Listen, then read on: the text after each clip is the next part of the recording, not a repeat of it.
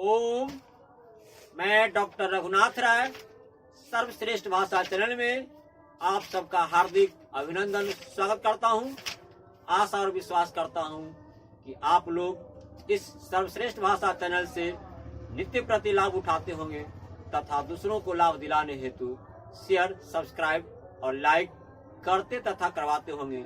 तो आइए आज मैं इस सर्वश्रेष्ठ भाषा चैनल में सभी संस्कृत के विद्यार्थियों के लिए बहुत ही सुगम उपाय लाया हूं, जिसका शीर्षक होगा संस्कृत अनुवाद का नियम और कर्म कारक की 5वीं कड़ी। इसमें सभी प्रतियोगी परीक्षाओं के साथ साथ 10वीं बोर्ड के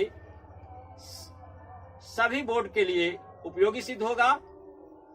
इस सूत्र की व्याख्या के लिए, अनुवाद के लिए और शब्द रूप, धातु रूप, विभक्ति के लिए, इन सारी सुविधाओं के लिए यह कड़ी आपके लिए लाभदायक होगा। तो आइए संस्कृत अनुवाद का नियम और कर्म कारक की 5वीं कड़ी में मैं 2-3 नियम को बता रहा हूं, जिसमें आपका पहला नियम आज का होगा, जिसका सूत्र का नाम है विभाषा दिवह करणम, अर्थात दिव धातु है जिसका अर्थ होता है खेलना, और दिव धातु के योग में अर्थात खेलना धातु के योग में निश्चित रूप से द्वितीया और तृतीया विभक्ति विकल्प से होता है, अर्थात वह पासों से खेलता है।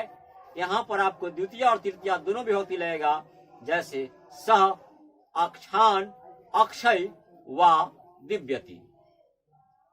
अब है दूसरा क्रिया विशेषण द्वितीया।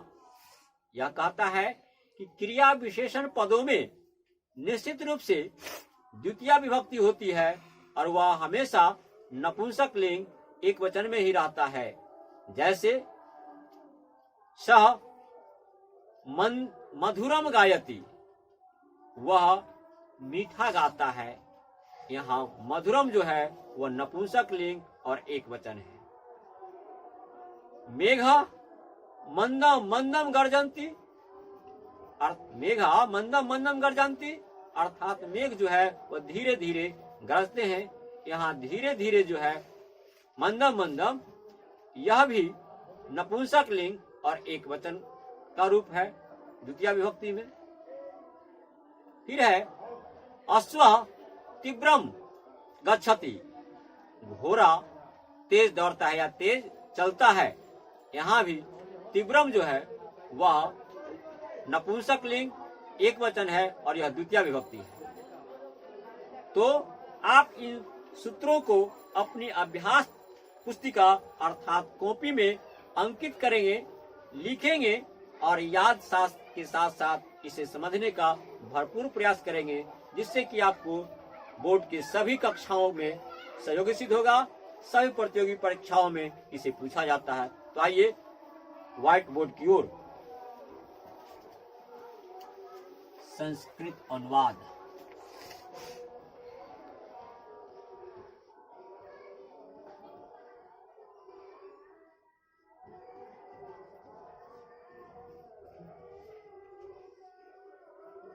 और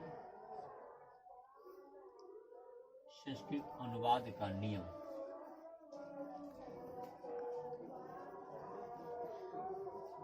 और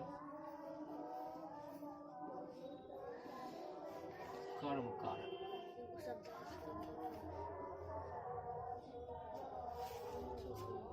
की 5वीं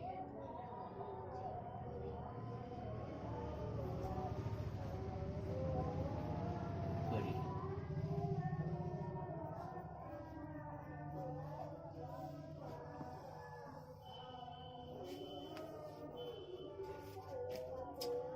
नियम।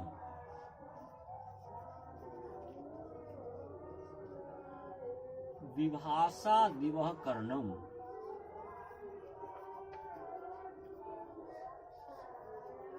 विभाषा दिवह करणम, दिवह करणम बताता है कि दिव यह धातु है, इसका अर्थ होता है खेलना।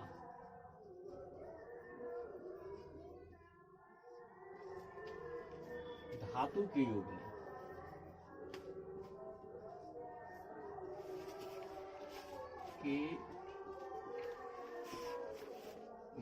में या साथ में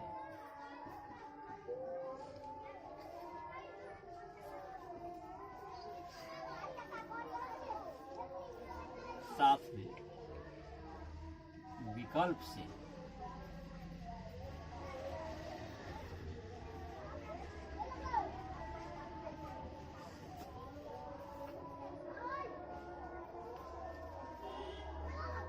द्वितीया और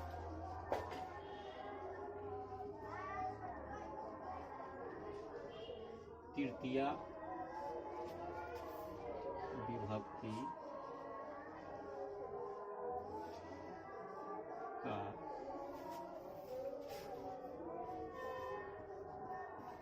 प्रयोग होता है, अर्थात कर्म और करण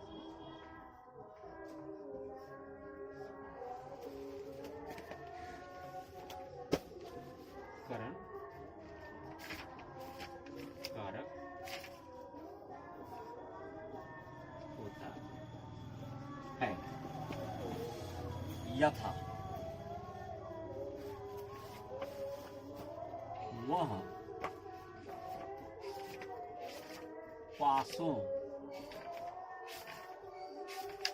से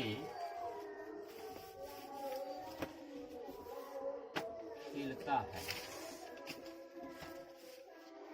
इसका अनुवाद हो जाएगा सह अक्षाण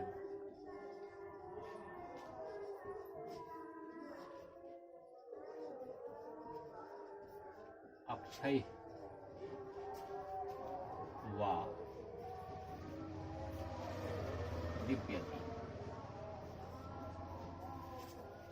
यहां पर ये कर्म कारक और कर्ण कारक दोनों हुआ है। अब है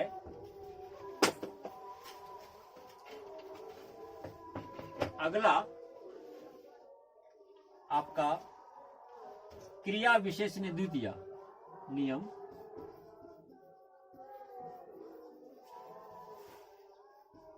क्रिया विशेषणे द्वितीय, अर्थात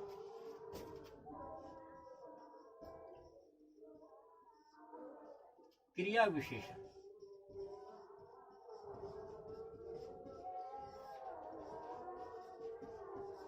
पदों में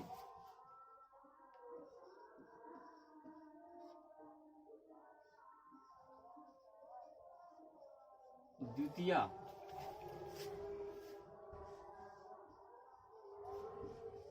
विभक्ति होती है,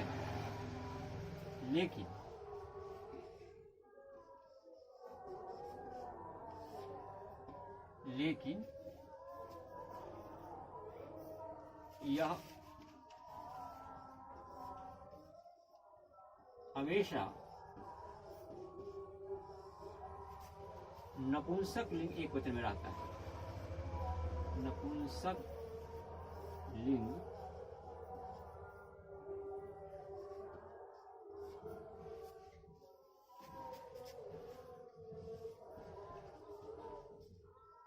एक वचन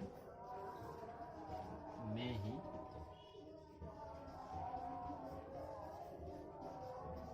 रहता है। यथा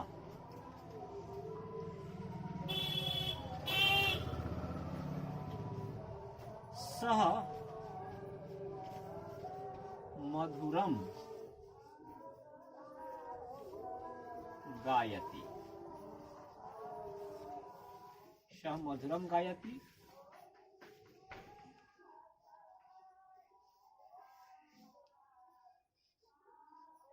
मंदम मंदम मेघा गर्जन्ति।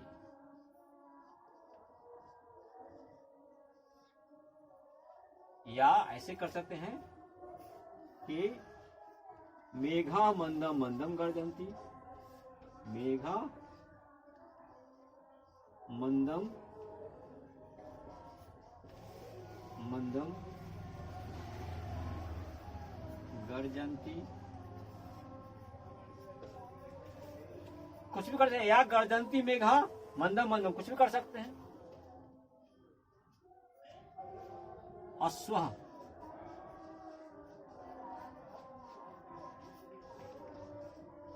तीव्रम गच्छति, अर्थात घोड़ा तेज दौड़ता है। ये हुआ आपका कि यहाँ पर मंदम मंदम जो है वह निश्चित रूप से द्वितीया विभक्ति और नपुंसक लिंग एक वचन का है। ठीक इसी प्रकार से तीव्रम जो है वह द्वितीया विभक्ति नपुंसक लिंग एक वचन का है। और आप जो यहाँ देखिए, इसमें भी जो दिव्य वाला है यहाँ पर ये अक्षान और अक्षय ये द्वितीया और तृतीया दोनों विभक्ति हुआ है। तो इस प्रकार से आप अपना याद करेंगे, समझेंगे और दूसरों को बताने का प्रयास करेंगे। इन्हीं शब्दों के साथ आज मैं अपनी बात को समाप्त करता हूँ। ओम शांति।